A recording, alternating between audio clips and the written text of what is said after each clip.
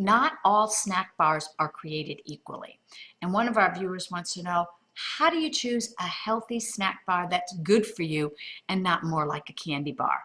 Well, it's a great question because so many of the snack bars, energy bars, granola bars, call them what you will, those super convenient, great grab and go are really more like a candy bar than they are a good mini meal. So I always like to think about my snacks as mini meals and make sure they have good ingredients and the numbers line up. So here's what I look for.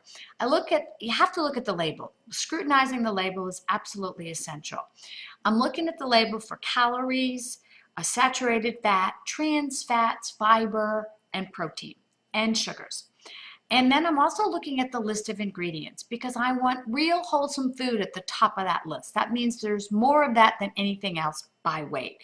So I love for my bars to have some oats and nuts and dried fruit and maybe some seeds, you know, that good wholesome ingredients. I want it to look like it came out of a kitchen, not out of a lab. Consumer Reports did a review of snack bars and found them all over the map. You know, as low as 150 calories, some 300 plus calories. Some of them had as much as 14 grams of fat and 22 grams of sugar and 270 milligrams of sodium. That's on the high side. This is what I would watch out for. I'd be looking for processed ingredients. So there's nothing wrong with processed, but I want minimally processed. So I want to make sure those real foods are high on the list. I'm also looking at sugars, the added sugars. I'd rather get my sweetness from the dried fruit, so I'm going to choose one that has less added sugar. I'm also looking for what are the ingredients that are pumping up the fiber and the protein, because sometimes they'll use some more synthetic type products, and I'd rather have real. So here's the numbers that I use. When I'm looking for a pick-me-up, or I always have them in my desk drawer, I have them in my purse, I have them in my car, because sometimes you absolutely don't have time to eat and you need to fill a gap before you work out, after you work out, all kinds of situations. So I like to look for one that has about 225 calories. I don't like any more than that.